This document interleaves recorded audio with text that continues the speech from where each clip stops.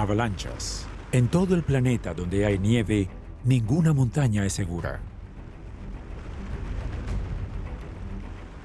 Cuando vemos videos de avalanchas y vemos cómo progresan, notamos que pueden destruir edificios con facilidad, derribar muros y volar casas. Aunque nada puede soportar los movimientos monstruosos de la nieve y su camino de destrucción, gracias a la ciencia podemos entender más sobre su funcionamiento y poder.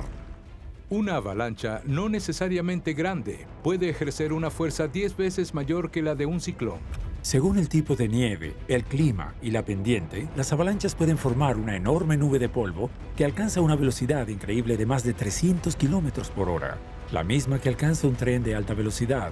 Cuando es húmeda son más lentas, pero aún así ejercen una fuerza que no puede ser soportada. Es como si tuvieras que apilar 20 elefantes sobre una mesa de 1 metro por 1 metro. Frente a estas catástrofes naturales, los investigadores y los socorristas están poniendo en marcha medidas para predecir y limitar el impacto de las avalanchas. Los científicos han hecho descubrimientos sorprendentes. Los bosques no frenan las avalanchas, sino que las hacen más destructivas. Además, se midieron diferencias de temperatura de 20 grados dentro de un montículo de nieve. Estas anomalías hacen que las capas de nieve sean en particular inestables y maximizan el riesgo de avalanchas. Mostraremos los increíbles mecanismos que la ciencia ha descubierto en esta misteriosa fuerza de la naturaleza. Vamos a seguir la historia de Xavier Delerue. En 2008, el snowboarder profesional y campeón del mundo escapó por muy poco de una avalancha que nadie podía predecir.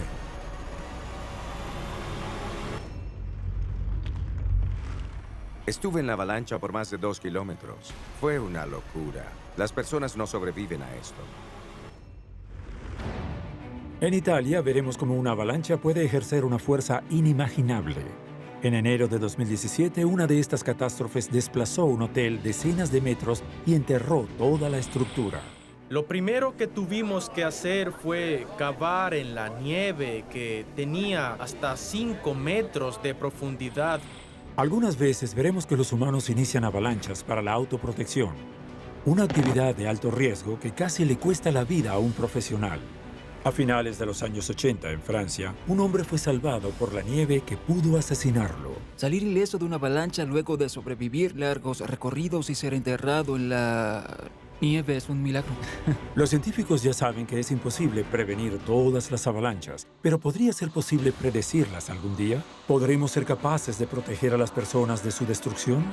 ¿Y qué impacto tendrá el calentamiento global en estas olas de nieve tan destructivas?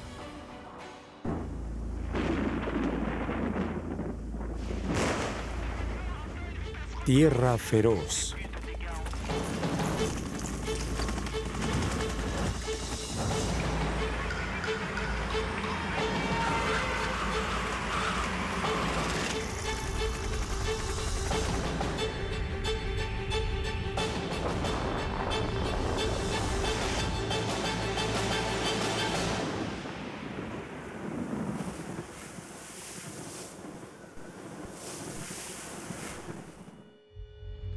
Avalanchas. Un sonido amortiguado en la montaña.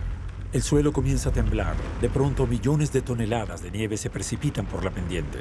A veces en una pared compacta y otras en una nube de humo blanco. Pero no se dejen engañar. Hasta unos pocos centímetros de nieve son suficientes para desplazar todo. He visto accidentes de escalada en pista donde el área de nieve que se mueve es solo de 3/4 de metros de ancho y unos pocos centímetros de profundidad. Esto es suficiente para que el escalador termine en la parte inferior de la pendiente. Donde hay montañas, hay avalanchas. Aunque oímos hablar mucho de las avalanchas en los Alpes, ocurren en todo el mundo. Se aproxima a 500 al año y los países cuyas montañas forman parte del Himalaya pagan el precio más alto. Desde Nepal y Afganistán hasta la India, las estadísticas del siglo pasado son implacables. La India es el país con mayor número de víctimas. Se contabilizan 828 muertes, algunas como resultado de grandes catástrofes. La altitud es, por supuesto, una de las causas, pero no es la única. Muchas personas viven dispersas en lugares de difícil acceso y la infraestructura de prevención y rescate es limitada.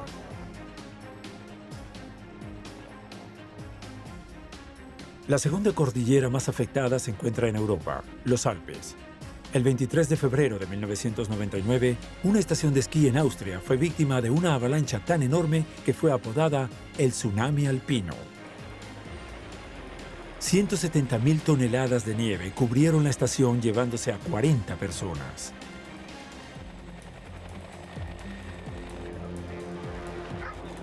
En Francia, las avalanchas son responsables de un promedio de 30 muertes al año. Es el segundo país más visitado del mundo por sus pistas de esquí. Por desgracia, los accidentes ocurren, pero los investigadores trabajan para asegurar que las catástrofes anteriores no se repitan. Hoy, gracias a la ciencia, los especialistas saben mucho más sobre este fenómeno catastrófico y de su activación. Pero, ¿qué es exactamente una avalancha? Una avalancha es el flujo de una masa de nieve por una pendiente. Los factores principales son la gravedad, una pendiente y algo de nieve.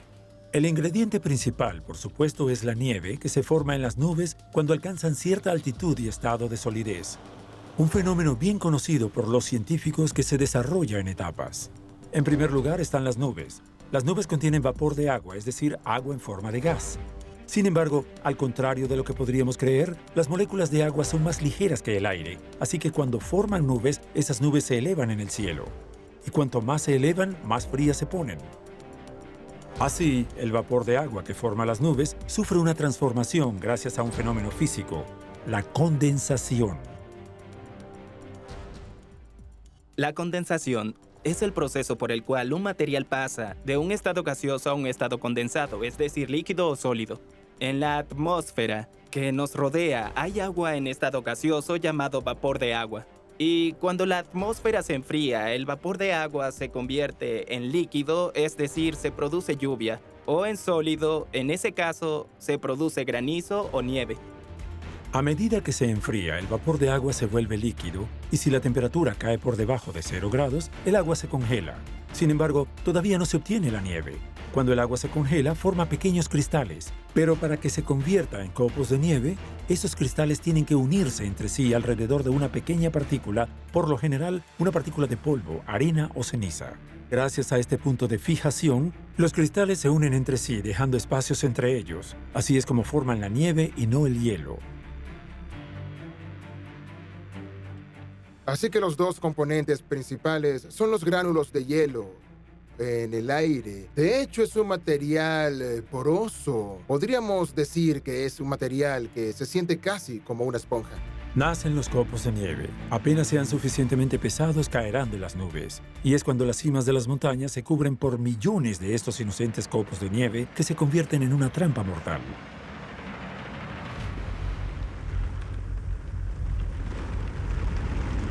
Es en las cimas de las montañas donde hay más nieve. Pero a esa altura estamos más cerca del Sol que del nivel del mar. ¿Cómo se explica esto? La respuesta es sorprendente. No es el Sol el que calienta el aire, o al menos no de forma directa. Los rayos del Sol no calientan el aire, calientan el suelo, que luego calienta el aire. Los rayos del Sol tienen que rebotar en el suelo para calentar la atmósfera. Así que cuanto más lejos del suelo estemos, más frío hace.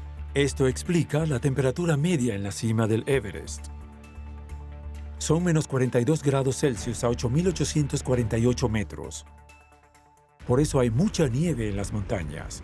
También hay otra característica de las montañas que las convierte en el lugar propicio para las avalanchas: las pendientes pronunciadas. Con cualquier pendiente superior a los 30 grados, entre los 28 y 30 grados, hay que tener mucho cuidado. Según las investigaciones, la mayoría de las avalanchas se desencadenan en pendientes de entre 30 y 45 grados. Y este tipo de terreno es particularmente atractivo para los freeriders, que prefieren las pistas que están fuera de los caminos frecuentados.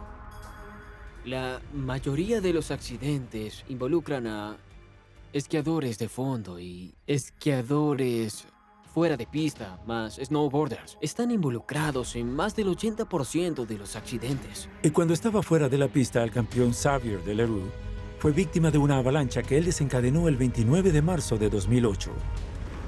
A mi alrededor, vi que el manto de nieve empezaba a romperse. Donde quiera que miraba, la nieve se movía en trozos. Y yo pensé, vaya, esto no es bueno. La avalancha que llevó a Xavier tenía varios cientos de metros de ancho y recorrió 2 kilómetros. Esos son al menos 20.000 toneladas de nieve, el doble del peso de la Torre Eiffel.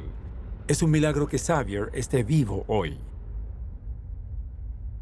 Fue una locura. Era el tipo de avalanchas en que las personas no sobreviven. Entonces, ¿cómo es que un inofensivo copo de nieve que cae del cielo se convierte en un frío asesino? Bueno, todo depende de lo que suceda cuando la nieve se acumula en el suelo, formando lo que los científicos llaman manto de nieve.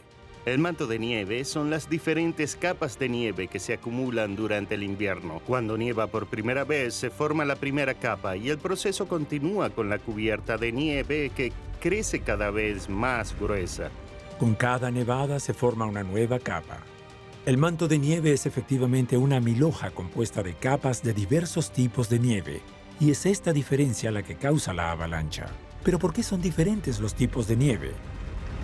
Se podría pensar que el hielo es duro, así que no se moverá si está por debajo de los 0 grados, pero este no es el caso en absoluto. Los cristales cambian de forma constante durante el invierno. La primera causa del cambio en los cristales es el viento. Este traslada los copos de nieve más ligeros y los rompe en pequeños gránulos.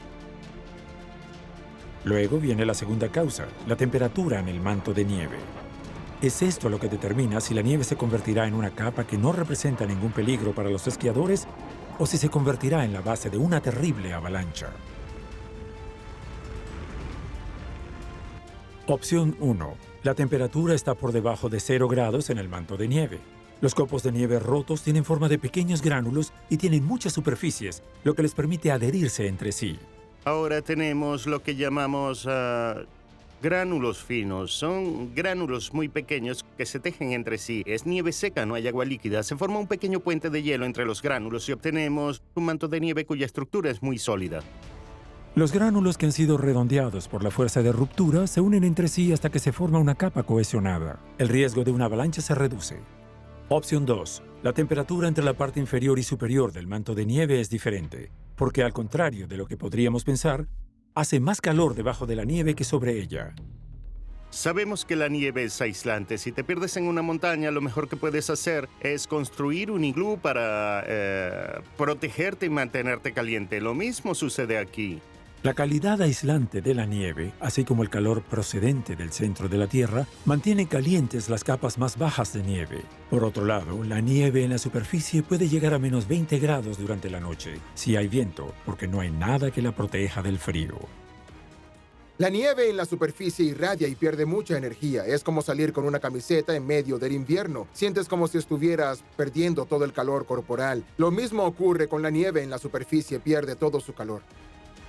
De 0 a 1 grados en la parte inferior y menos 20 grados en la superficie. Este amplio rango de temperaturas es lo que provoca un cambio en las moléculas de agua que componen la nieve. Es lo que los físicos llaman sublimación. El proceso de sublimación es tan solo la evaporación de las moléculas de agua en forma de hielo. Este hielo se evapora y se convierte en vapor de agua. Debido al calor de la Tierra, las moléculas de agua en la nieve más profunda pasan de un estado sólido a un estado gaseoso, vapor de agua, sin pasar por la fase líquida. Este vapor sube y como la nieve en la cima es mucho más fría, el vapor se vuelve a congelar, se condensa y se asienta en los gránulos de nieve que ya están allí. El gránulo de arriba crece en forma de pirámide. Dos gránulos de este tipo nunca se unen, nunca hay puentes de hielo. Son como pequeñas canicas que forman un manto de nieve que es muy inestable. Cuando hay una diferencia de temperatura, los gránulos en la parte superior de la capa se hacen más grandes. Por lo tanto, hay menos de ellos, y cuanto menos gránulos, menos puntos de contacto hay disponibles. Los científicos se refieren a los más grandes como escarcha de profundidad y es particularmente peligrosa. Si tomamos una capa de escarcha de profundidad, no podemos hacer una bola de nieve. Eso sucede cuando cae nieve de las nubes porque los gránulos no pueden unirse, no pueden resistir la nieve que cae sobre ellos. Son estos gránulos los que forman la frágil capa. Se han cumplido las condiciones requeridas para una avalancha. La capa de nieve se ha vuelto muy frágil. Todo lo que se necesita es una nueva capa en la parte superior y la trampa estará lista. Y eso es justo lo que le ocurrió a Xavier Delerue. Fue en los Alpes donde el snowboarder estuvo a punto de perder la vida a principios de 2008. Sucedió, para ser más exactos, en Suiza, a unos 50 kilómetros al noreste de Mont Blanc, en la cara norte de una cima llamada Le Châtelet. Tuvimos un primer día en el que todo había salido muy bien. Tuvimos condiciones estables en las que nada se movía. Era ideal. A primera hora de la tarde el tiempo era encantador. El sol brillaba sobre la punta de la cima nevada. Xavier se preparó para salir de la pista lejos de los caminos frecuentados. Es normal para él, es su trabajo. Todo un equipo se reunió a su alrededor para el evento. El helicóptero estaba allí totalmente equipado con todo lo que pudiéramos necesitar si hubiera un accidente. Pero eso no detuvo la avalancha. Eufórico por las buenas condiciones, Xavier estaba a punto de cometer un error monumental. Vi que la pendiente de la montaña estaba bien iluminada. Me pareció bien y dije, vamos, hagamos esta última pendiente muy rápido. Es fácil, realmente no hay una verdadera necesidad de analizarlo mucho. Vamos. Sin embargo, para los especialistas, la forma en que la nieve descansaba en la cima sugería que hubo mucho viento, y el viento es uno de los mejores amigos de la avalancha. El transporte eólico es extraordinario y en pocas horas puede transformar por completo la fisiología de un terreno. La capa superior de nieve se transformó en una capa que no tenía cohesión, una verdadera alfombra rodante formada por millones de gránulos pequeños. Si se formara una nueva capa más densa en la parte superior, se podría desencadenar una avalancha en cualquier momento. Y en general, el viento es responsable de la formación de esta nueva capa. Una vez que alcanza una cierta velocidad y dependiendo del tipo de gránulo de nieve, el viento tiene la capacidad de transportar una gran cantidad de nieve y redistribuirla. En una zona determinada, el viento puede duplicar o triplicar la cantidad de nieve que cae inicialmente en una zona en particular. El viento puede, de forma fácil, hacer que se acumule una gran cantidad de nieve, pero eso no es todo.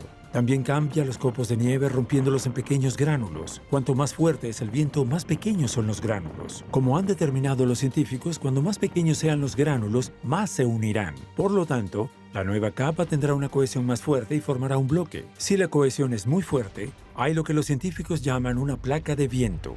En una avalancha son fácilmente identificables porque se mueven en bloques. Con un nivel de cohesión medio es una placa frágil. Estos son quizás los más peligrosos para los esquiadores porque son poco identificables hasta que se mueven.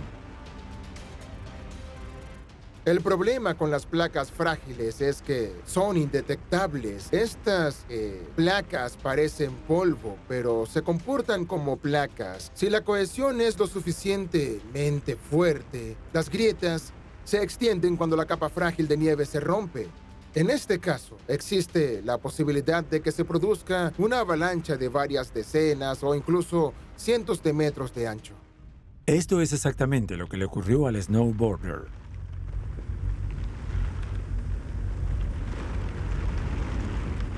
Cuando el primer bloque se movió, me sorprendió mucho. Tenía aproximadamente unos 20 metros de ancho. Xavier apenas había comenzado su descenso cuando la pared de nieve debajo de él se activó. Todo lo que se necesitó fueron los 80 kilos de su peso más su equipo. ¿Cómo sucedió eso? Cuando pasó sobre la placa frágil, Xavier ejerció una fuerza en la montaña sobre una superficie muy pequeña. El tamaño del snowboard es menor a 1 metro cuadrado. Se podría pensar que cuanto más pequeña es la superficie, menor es el riesgo. De hecho, es lo contrario. El peso repentino de un esquiador en una zona débil puede desencadenar una avalancha donde una fuerte nevada no lo haría. Es una cuestión de coacción. Se está aplicando la misma fuerza, pero en un área mucho más pequeña. La fuerza ejercida por el peso de Xavier se concentraba y por lo tanto se multiplicaba. Penetró en el manto de nieve y alcanzó la frágil capa. Esta capa se desestabilizó y la placa frágil de la parte superior se agrietó. Una sección entera se cayó, llevándose al snowboarder con ella.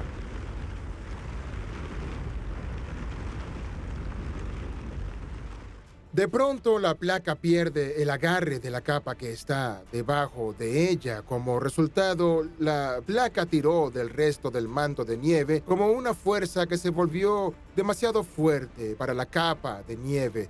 Hubo una rotura en el punto más débil de la capa Y como si se abriera una cremallera, esta rotura se extendió por todo el manto de nieve en su descenso. La placa se soltó. No parecía enorme, menos de 20 metros cuadrados. Como profesional de los deportes de montaña extremos, Xavier no estaba preocupado al principio. Sentía que podía superar a la nieve que caía. Pero eso sería una hazaña. Los mantos de nieve frágiles están compuestos de nieve bastante ligera y se deslizan de forma muy rápida. Cuando se mueve una placa pequeña, eso ya es algo de peso y velocidad. Se mueve muy rápido. Con las avalanchas de placas, la nieve puede moverse a unos 200 kilómetros por hora. Afortunadamente, la pequeña placa compuesta por nieve húmeda fue mucho más lenta. Pero de pronto, otra enorme placa se soltó. Todo empezó a moverse. Todo lo que se movía, toda la nieve de la pendiente superior, terminó en la pendiente inferior, ejerciendo una enorme presión y activando toda la pendiente. La segunda placa se extendía a lo ancho de la pendiente. Nada podía impedirlo. Esta placa no fue activada directamente por Xavier, sino por la primera placa. Se produce una especie de efecto dominó en el que cada avalancha pequeña o mediana ejerce una fuerza que se desencadena sobre la siguiente placa a través de su movimiento durante el descenso. Como sucede a menudo, no hubo una sino varias avalanchas al mismo tiempo. Para Xavier no había salida. El snowboarder desapareció del video, enterrado en la ráfaga de nieve. Piensa en ser arrastrado por una gran ola en el mar y lo que eso puede causar. Y ahora imagina ser desplazado por 2, 3, 10 olas seguidas y a veces en un deslizamiento enorme. Recuerdo que me golpearon como a una mosca. 1, 2, 3 veces. Después de eso quedé inconsciente. La avalancha era enorme, recorrió más de 2 kilómetros. La placa móvil tenía más de 100 metros de ancho y más de 2 metros de profundidad. Estamos hablando de cantidades increíbles de nieve. Para el equipo del helicóptero era imposible distinguir algo entre los millones de toneladas de nieve que se habían desprendido en una superficie tan grande. Fue un milagro que Xavier fuera encontrado vivo en el fondo de la pendiente. Terminé en un valle al pie de la pendiente, donde se acumuló toda la nieve. Acabarías allí bajo metros de nieve y no te encontrarían hasta la primavera. Fue al bajar la pista que un esquiador del equipo encontró a Xavier atascado en la nieve, casi ileso. Normalmente las avalanchas te entierran poco a poco. Este es casi siempre el caso de los esquiadores y el riesgo es aún mayor para los snowboarders. Lo peor es estar en una tabla de snowboard durante una avalancha. Desde el momento en que estás atrapado en la nieve te empuja hacia abajo, anclándote, te empuja hasta el fondo. Durante una avalancha, la nieve ejerce presión sobre todas las superficies posibles y la superficie de una tabla de snowboard es mucho más grande que la de un par de esquís. Los especialistas estiman que la presión ejercida puede llegar a ser de hasta 3 toneladas, como si un vehículo completo empujara la tabla hacia abajo. Entonces, ¿por qué Xavier no fue arrastrado a la nieve? Gracias a una mochila especial, una mochila anti-avalanchas. Cuando eres transportado por una avalancha, una vez activada la mochila, se inflan las reservas de aire, lo que permite que la persona pueda permanecer en la superficie durante la avalancha. Llena de aire, la mochila antiavalancha evita que la víctima se hunda en la nieve. Para entenderlo mejor, aquí tenemos un ejemplo de un accidente que sobrevivió el campeón de esquí freeride, Aimar Navarro. Cuando toda una pared de nieve se desprendió en una enorme placa, Aimar trató de esquiar sobre la nieve en movimiento. Allí me di cuenta que había un acantilado de 2 o 3 metros y fue entonces cuando la avalancha me atrapó y empezó a volcarme una y otra vez. Al igual que Xavier, Aimar desapareció entre las nubes de nieve suspendidas en el aire, pero se las arregló para permanecer en la superficie y fue encontrado unos minutos después. La bolsa inflable está allí por una buena razón, pero los especialistas están de acuerdo en que, incluso equipado con esta tecnología, Xavier tuvo una suerte increíble. Salir ileso de una avalancha luego de sobrevivir el largo recorrido y ser enterrado en la nieve repetidas veces es una especie de milagro. Xavier tuvo mucha suerte de sobrevivir a una avalancha tan grande. Sin embargo, al contrario de la creencia popular, no es la cantidad de nieve lo que hace probable una avalancha. De hecho, se trata del grosor del manto de nieve. porque, como ya se mencionó, para que se desencadene una avalancha debe haber una gran diferencia de temperatura entre las capas superior e inferior. Si hay una diferencia de temperatura de 10 grados entre la superficie y la base de su manto, no hay una gran variación a medida que desciende. Sin embargo, si se tiene la misma diferencia sobre el manto de nieve de 50 centímetros, hay una gran variación tan pronto comienza el descenso por la pendiente. Esta gran diferencia acentúa la inestabilidad del manto de nieve, pero para que inicie una avalancha necesita ser desencadenada, y casi siempre es un humano el que hace esto. El 90% de las avalanchas de placas son provocadas por los seres humanos. Solo el 10% de las avalanchas son provocadas por causas naturales y la mayoría de las veces en lugares donde las personas no se ven afectadas. Sin embargo, estos sucesos naturales también pueden causar víctimas. El 23 de septiembre de 2012 en Nepal, a 6.800 metros de altura y en medio de la noche, una enorme avalancha descendió sobre un campamento de alpinismo. Fue como un terremoto, un tsunami, una avalancha. Es una avalancha en el Himalaya. Es lo peor que te puedas imaginar. 9 personas murieron, entre ellos 4 franceses. Más reciente, en Italia y concretamente en los Apeninos, se produjo una gran avalancha en la región de Abruzos. Fue el 18 de enero de 2017. El número de muertos fue elevado, 29 personas, todas ellas atrapadas en un hotel que estaba enterrado y aplastado de forma parcial. La estructura principal del edificio se derrumbó. Los dormitorios, la cocina y también la recepción. Y todo el edificio estaba cubierto de nieve. Toda la estructura estaba sepultada. La avalancha fue tan violenta que el edificio fue desplazado decenas de metros. Entonces, ¿qué ocurrió exactamente? La investigación sigue en curso, pero la ciencia nos ha dado algunas respuestas sobre el poder de este choque. En primer lugar está el contexto. A finales de enero, la región estaba cubierta de nieve por completo. Entre 1 y 1.5 metros de nieve cayeron en solo 24 horas. La nevada fue fuerte, pero no extrema para la región. Otro ingrediente esencial para una avalancha es la pendiente. La avalancha comenzó cerca de la cima del monte Siela con una pendiente de entre 30 y 35 grados.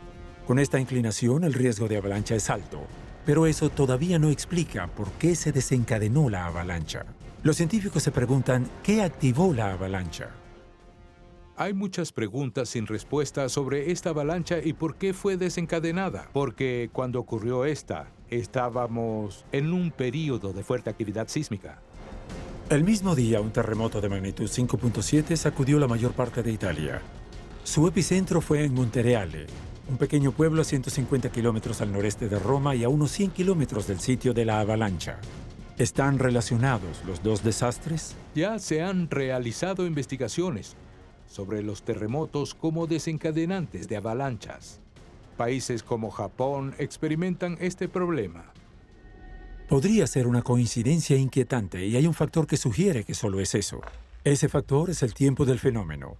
El terremoto tuvo lugar poco antes del mediodía y la avalancha fue a las 5 de la tarde. Este lapso de tiempo no se corresponde con el entendimiento científico. Según la teoría, la activación de una avalancha es instantánea. Es decir, en cuanto se ejerce una fuerza sobre el manto de nieve, comienza la avalancha. En última instancia, la nieve que había caído en las últimas semanas, aunque no hubiera caído en cantidades excepcionales, podría haber creado un manto de nieve inestable que podía caer como una avalancha con la menor fuerza ejercida. Entonces, ¿en qué tipo de superficie se acumuló la nieve? ¿Pendientes rocosas o las que están cubiertas de bosques o hierba? El terreno también juega un papel en el movimiento de una avalancha. Una pendiente cubierta de hierba claramente es resbaladiza para la primera capa de nieve. Si la hierba ha sido pastoreada, hay pocos puntos ásperos en los que se pueda aferrar la nieve. Lo mismo ocurre con una pendiente rocosa, donde la nieve se adhiere a los bordes de las rocas.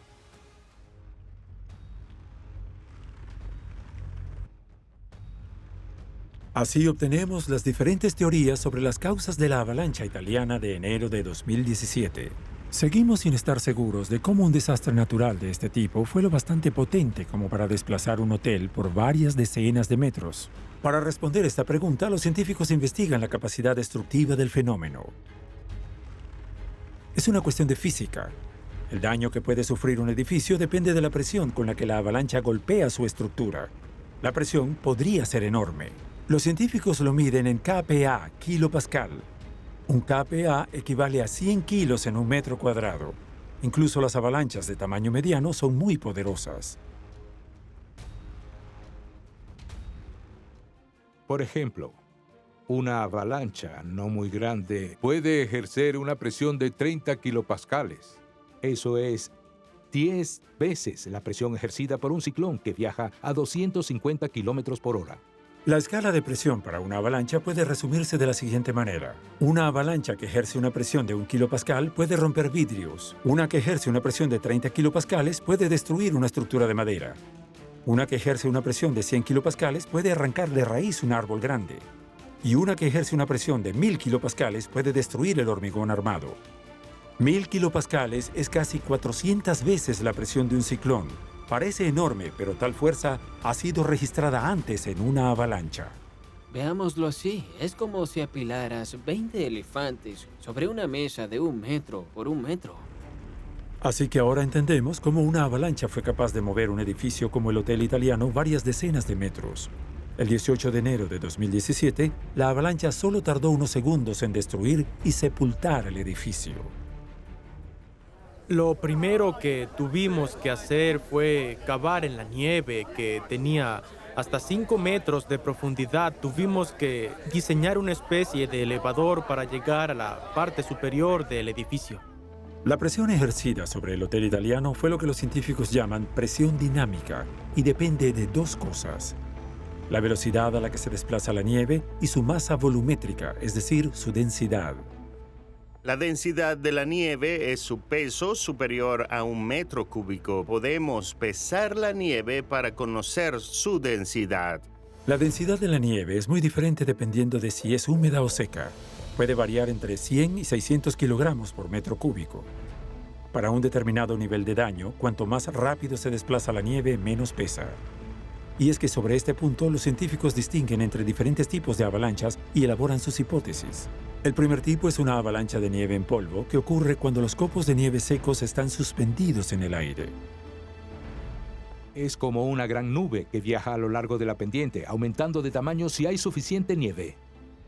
Las partículas de nieve que vuelan por el aire pueden parecer nada, pero en realidad pueden ser en extremo peligrosas. El efecto explosivo creado por las avalanchas de nieve tiene un enorme poder destructivo. Incluso pueden arrancar árboles, como fue en el caso de Montreux en febrero de 1999.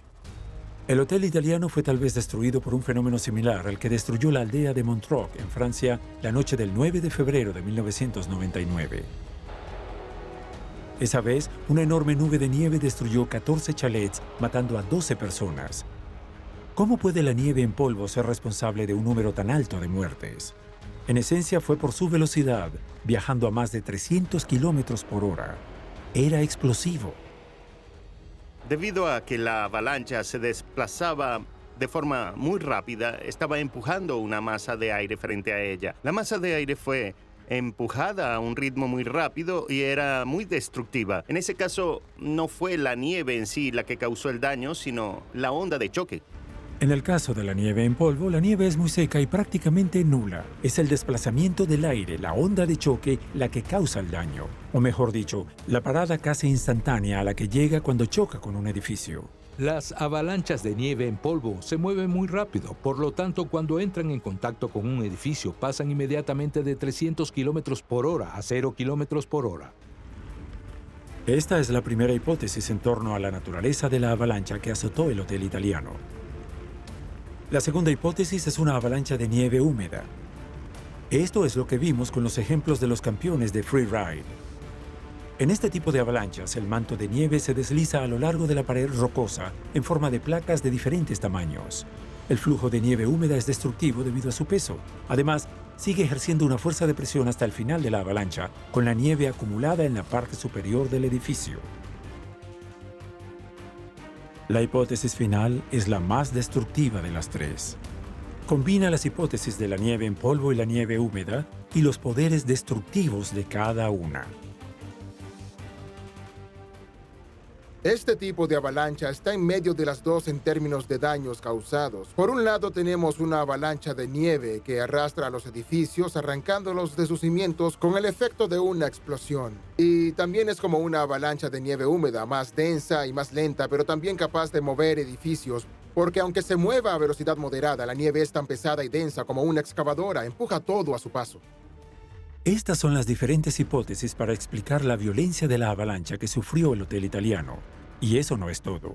La avalancha, ya de por sí bastante poderosa, puede ganar en poder destructivo gracias a los materiales que arrastra en el camino. Dependiendo de su fuerza, una avalancha puede cortar árboles arrancándolos de sus raíces. Puede trasladar cualquier roca presente. Los árboles que terminan en una avalancha pueden destrozar un edificio de manera fácil.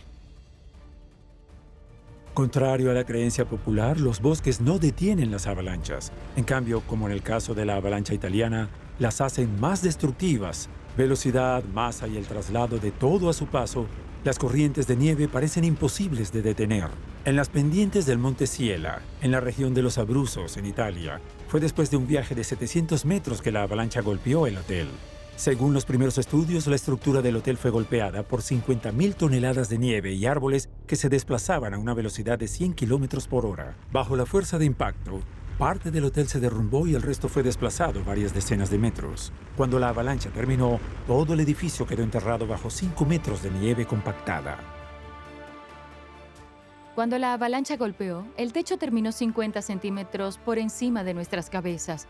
Estábamos rodeados de hielo, pero delante de nosotros teníamos un poco de espacio. Nos encontrábamos en un agujero de alrededor de 1 metro de profundidad y tuve que cavar con mis manos. De las 40 personas presentes, 2 estaban fuera en el momento del desastre y lograron llamar a los servicios de emergencia. Pero las condiciones climáticas y la enorme cantidad de nieve impidieron que los vehículos de rescate llegaran de manera inmediata. No fue hasta el día siguiente que 200 socorristas llegaron al lugar. El trabajo comenzó, pero las condiciones lo hicieron muy difícil. Dentro, los sobrevivientes habían estado atrapados en el frío y la oscuridad durante casi 24 horas. Por fortuna, el hecho de que estuvieran en un edificio aumentó sus posibilidades de supervivencia. Trabajamos muy a menudo durante las secuelas de una avalancha, pero esta era muy diferente de una avalancha tradicional. Las víctimas pudieron sobrevivir mucho más tiempo. La nieve había dejado espacios libres para las personas. E incluso había fuentes de oxígeno para respirar. La falta de oxígeno es responsable del 80% de las muertes en una avalancha. Es lo que los científicos llaman hipoxia.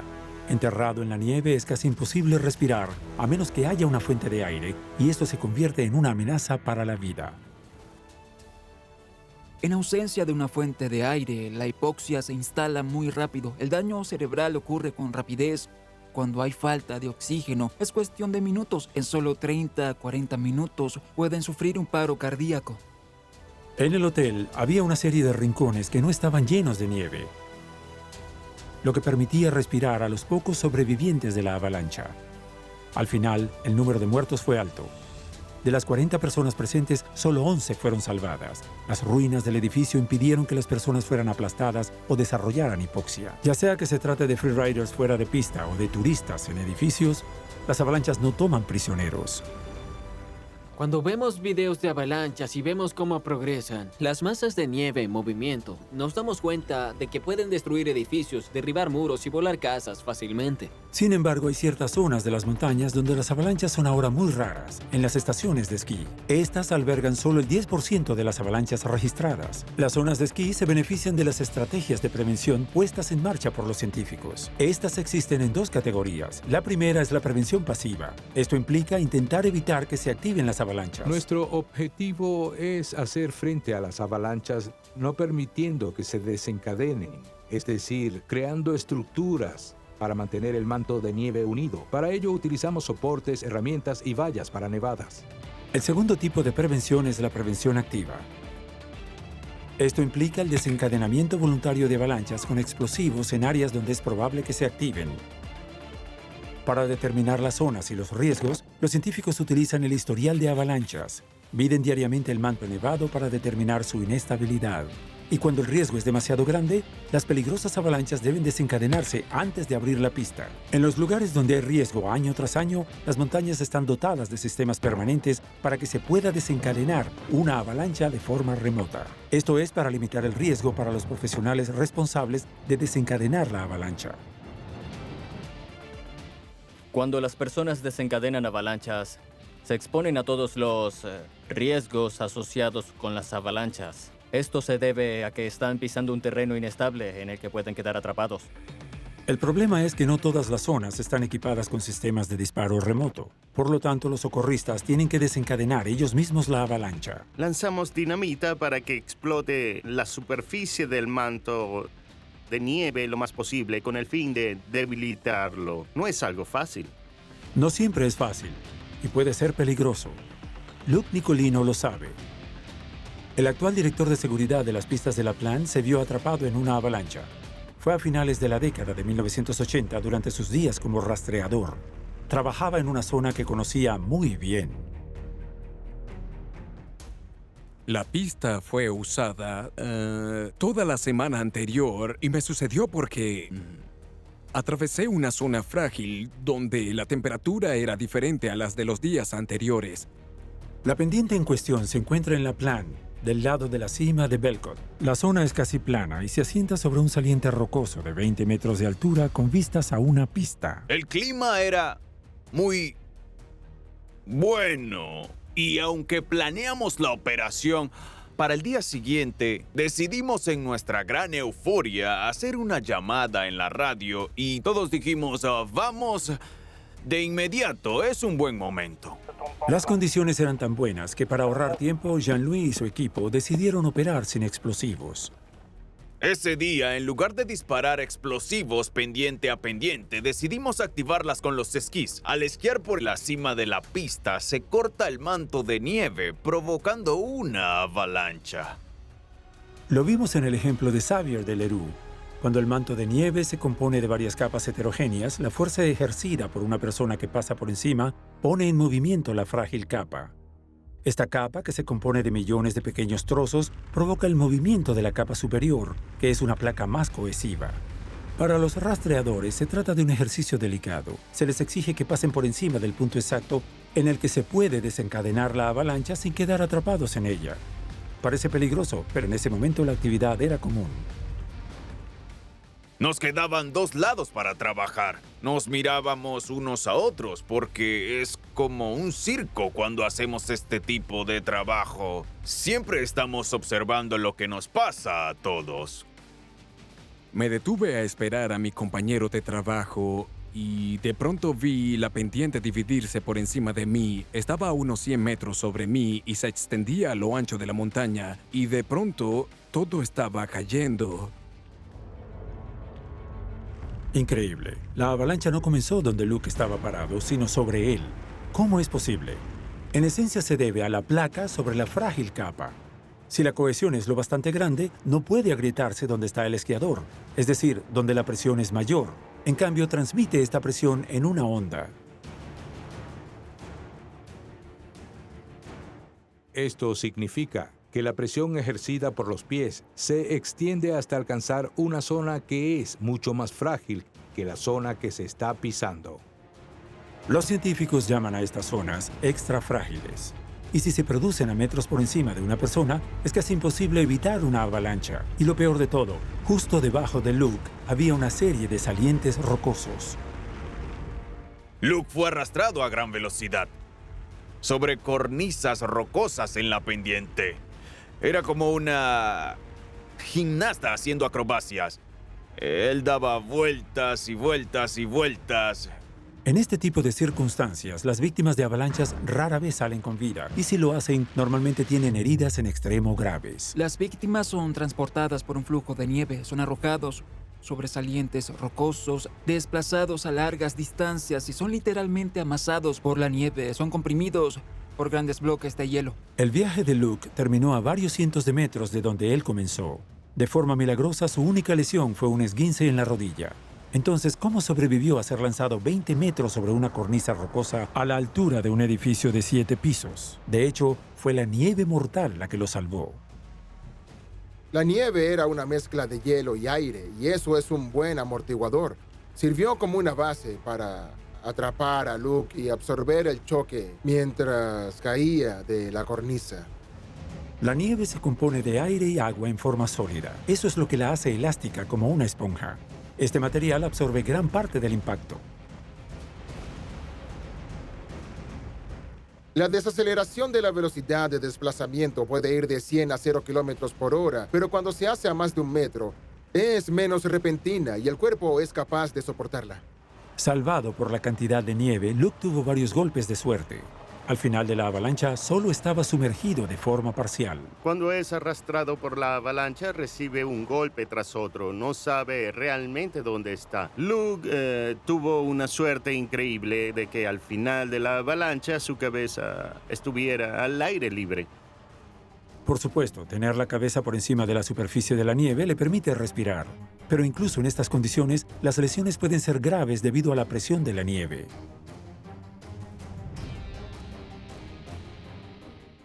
Tan pronto como la avalancha se detiene, la nieve forma una especie de yeso o un bloque de hielo en cuestión de segundos. Esto te mantiene prisionero.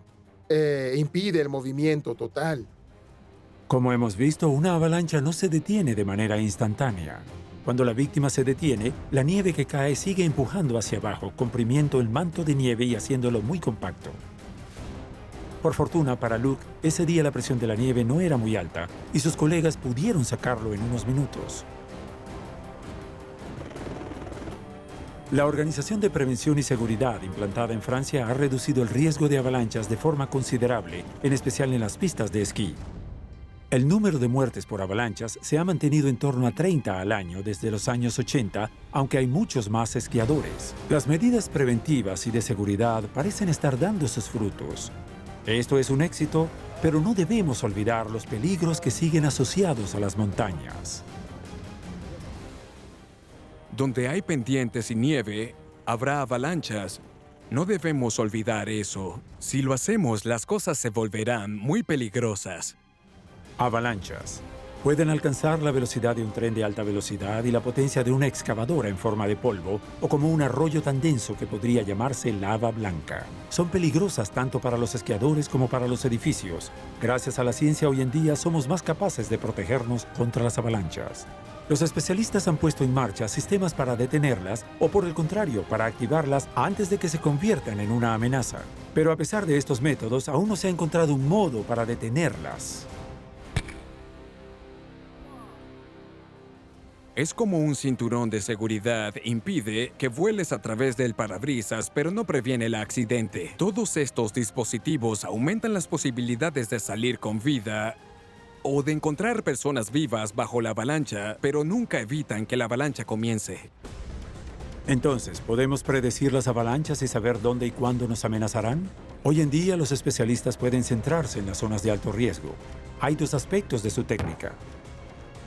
En primer lugar, la comparación sistemática de los datos meteorológicos con los de avalanchas anteriores. Si estos datos corresponden a una zona similar, el riesgo es máximo. El otro lado de la técnica consiste en estudiar la nieve y la forma de los gránulos en el manto de nieve. La observación de los grandes gránulos de nieve dura y de la nieve de profundidad es una buena indicación del riesgo de avalancha. Pero aunque el estudio de la nevada es muy efectivo, es imposible estudiar todas las cimas nevadas que representan un peligro. Cada situación es diferente. Nunca hay dos nevadas idénticas en una temporada, ni siquiera en más de 20 años. Por supuesto, hoy en día las estaciones de esquí son vigiladas de cerca y rara vez son víctimas de avalanchas mortales. Pero en las montañas, el riesgo cero no existe. Entonces, ¿cuál será la situación en el futuro? ¿El calentamiento global pondrá fin a las avalanchas? El riesgo natural de avalanchas debería reducirse de forma mundial con el calentamiento global. Esto es simplemente porque la cantidad de nieve se reducirá. La reducción podría ser significativa. Se ha pronosticado que para finales de siglo podría reducirse hasta un 80% de su tasa actual. El derretimiento de la nieve está en marcha y los científicos ya lo han confirmado. Para el año 2050, las avalanchas podrían reservarse para las cimas más altas del mundo. Pero, ¿qué ocurrirá mientras eso sucede? Desde los años 70, los estudios han demostrado que las avalanchas de nieve en polvo, las compuestas de nieve fría y seca, son cada vez menos frecuentes, por lo que el porcentaje de avalanchas densas y húmedas va en aumento. Hemos visto que el frío provoca condensación. El gas se convierte en líquido y luego en sólido. Con el calor es lo contrario. El sólido, es decir, la nieve, se convierte en líquido en forma de agua. Este fenómeno es responsable de un tipo de avalancha que ya existe, pero que está a punto de hacerse más común durante el invierno: las avalanchas de primavera. Lo que el agua hará es correr a través del manto de nieve y desestabilizar cada una de las diferentes capas. ¿Recuerdan las avalanchas de placa? Una frágil capa formada por millones de gránulos de nieve que parecen canicas y que mueven la placa que está por encima de ella. La diferencia con la avalancha de nieve húmeda es que el agua, que puede penetrar hasta el suelo, no mueve solo la placa, sino todo el manto de nieve. Estas avalanchas son muy lentas, en extremo densas y contienen enormes volúmenes de nieve. Y ese puede ser un fenómeno muy peligroso. La nieve es muy pesada y puede causar aún más daño. En cualquier caso, los científicos están seguros de que aunque una reducción de la cantidad de nieve limitará con el tiempo el número de avalanchas, esto no es necesariamente una buena noticia. Esto se debe a un hecho poco conocido. La blancura de la nieve refleja los rayos del sol y los devuelve al espacio. Por lo tanto, la nieve ayuda a limitar el calentamiento de nuestro planeta. Cuanto menos nieve haya, mayor será el riesgo de calentamiento global. Tal vez incluso aumente hasta el punto de que algún día extrañaremos estas fuerzas de la naturaleza.